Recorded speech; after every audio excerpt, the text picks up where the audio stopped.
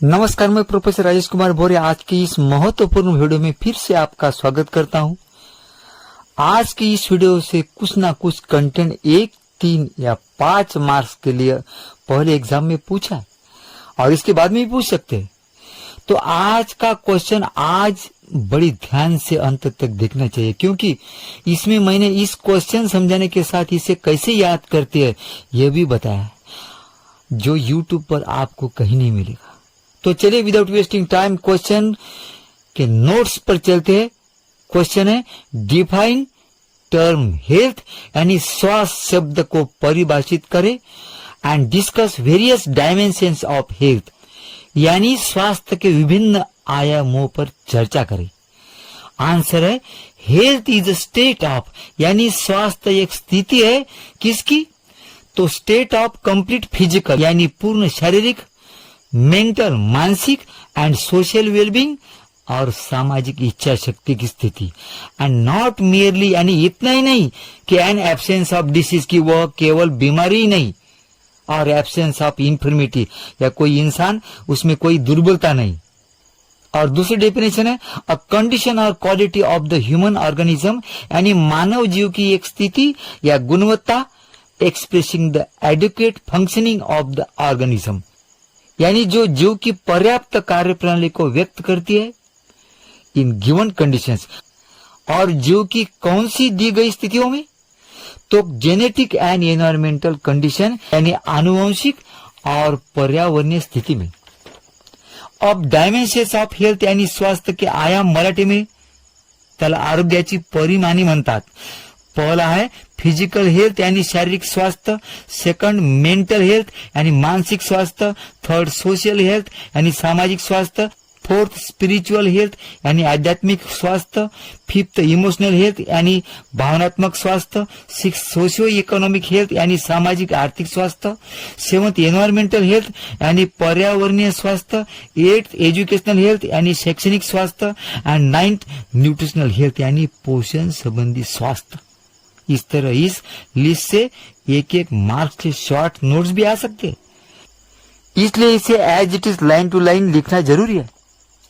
लेकिन यह लिस्ट हमें रटना नहीं, इसे हम याद करते हैं मेमोरी टेक्निक से।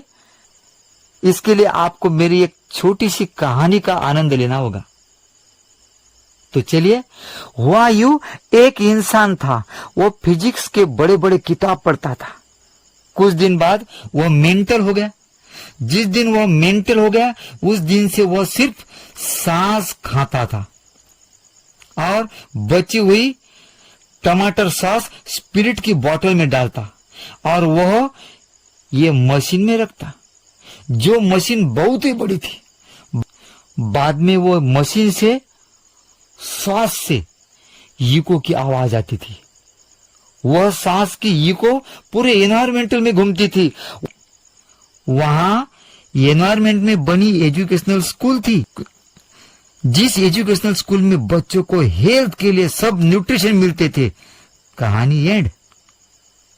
इस तरह जब आप यह कहानी फिर से याद करेंगे तो हर किसी को फिजिक्स की किताब से फिजिकल हेल्थ याद आ जाएगा, मेंटल से मेंटल हेल्थ, सांस से सोशल हेल्थ, स्पिरिट से स्पिरिचुअल हेल्थ, ये मशीन से इमोशनल हेल्थ, सांस की इको आवाज से सोशियो इकोनॉमिक हेल्थ, एनवायरमेंट से एनवायरमेंटल हेल्थ, एजुकेशनल स्कूल से एजुकेशनल हेल्थ और बच्चों के न्यूट्रिशन से nutritional health.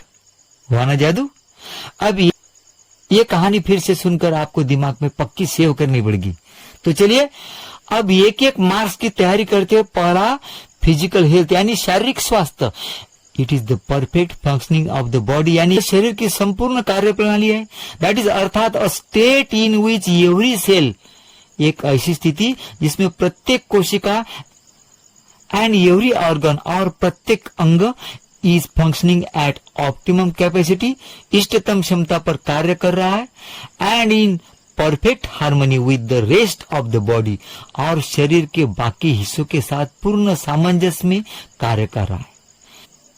The science of physical health are यानी शारीरिक स्वास्थ्य के कौन से लक्षण है, गुड कॉम्प्लेक्शन, अच्छा रंग, क्लियर स्किन, साफ त्वचा, ब्राइट आईज, चमकदार आंखें, लस्टरस हेयर, चमकदार बाल, with body clothed with firm flesh, मजबूत मांस से ढका शरीर, नॉट टू फैट लेकिन बहुत मोटा नहीं, स्वीट ब्रीथ, मीठी सांसें, साउंड स्लीप, गहरी नींद, स्मूथ, सहज इजी आसान कोऑर्डिनेटेड बॉडी मूवमेंट्स, समन्वित शारीरिक गतिविधियां, गुड एपेटाइट, अच्छी भूख, regular activity of bowel and bladder यानी आंत्र और मूत्राशय की नियमित गतिविधि, all the organs of the body are of unexceptional size यानी शरीर के सभी अंग असाधारण आकार के होते हैं एंड फंक्शंस नॉर्मली और सामान्य रूप से कार्य करते हैं।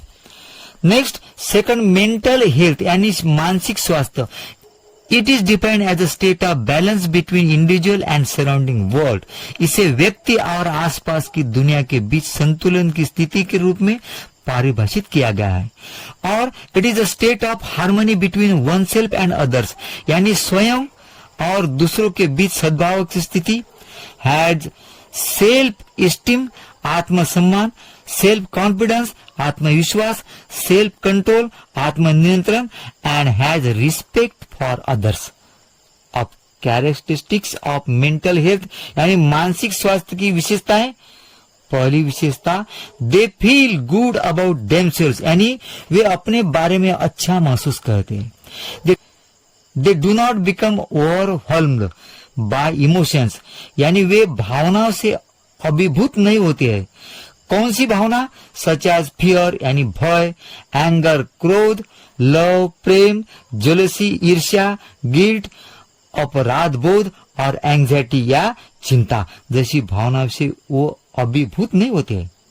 दे have lasting and satisfying personal relationships उनके व्यक्तिगत संबंध स्थायी और संतोषजनक है।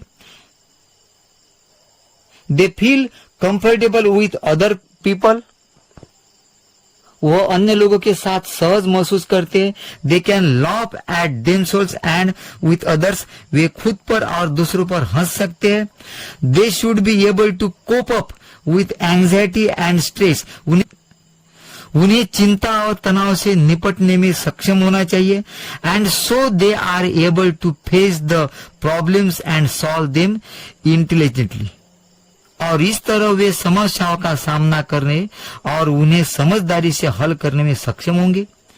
दे कैन एक्सेप्ट लाइफ्स डिसअपॉइंटमेंट्स जीवन की निराशाओं को स्वीकार कर सकते।